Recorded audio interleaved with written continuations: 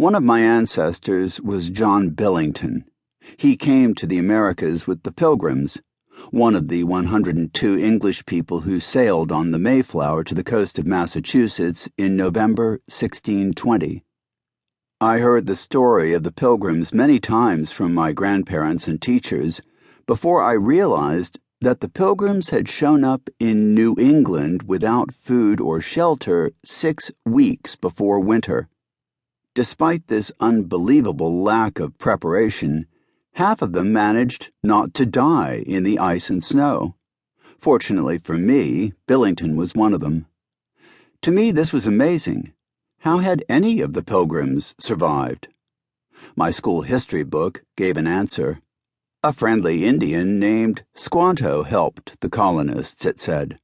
He showed them how to plant corn and how to live on the edge of the wilderness. Years later, I found out that the true name of that Indian was Tisquantum. I also learned that the real story of how he helped the Pilgrims was more complicated than the version in my history book. It was more interesting, too. The Pilgrims were flabbergasted to discover that Tisquantum already spoke English. He did so because 6 years earlier, some visiting European sailors had kidnapped him and sold him into slavery in Spain. At the time, slavery was common in parts of Europe. A group of anti-slavery priests rescued Tisquantum. Trying to escape, he somehow got to England, where he was put up by a British merchant, who probably viewed him as a living museum exhibit.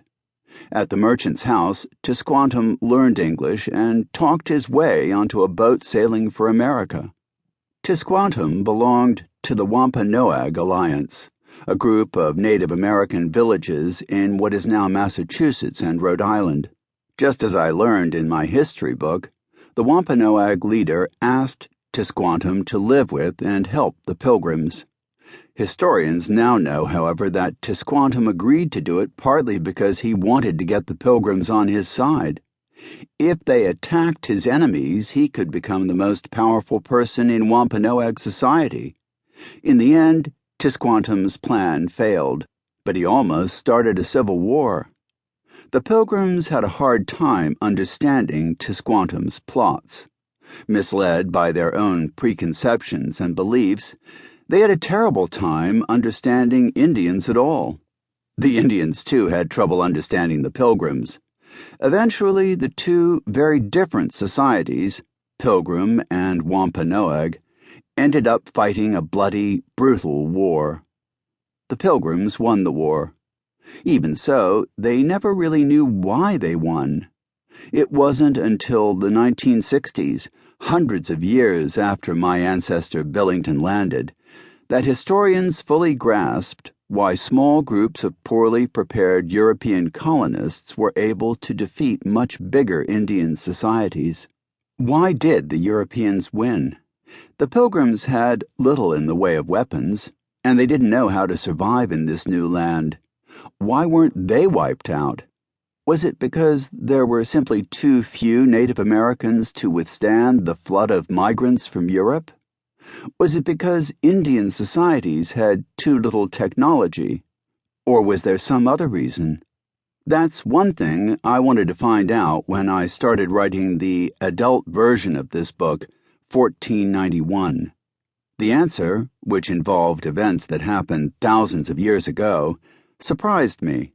It's the subject of Part 2 of this audiobook. Part 1 is about another, more basic question. When Europeans first came to the Americas, they often described the land as lightly settled. It was as if Indians had lived there for thousands of years and hadn't built anything. How, I wondered, could that possibly be true? People everywhere else in the world created farms, made scientific discoveries, and built great cities. After college, I lived in Italy for 2 years. When I drove around the countryside, it was full of signs of the past. Roman ruins, Renaissance churches, Etruscan walls. Was there nothing like these great early civilizations in the Americas? Was the New World, as Europeans called it, really so new?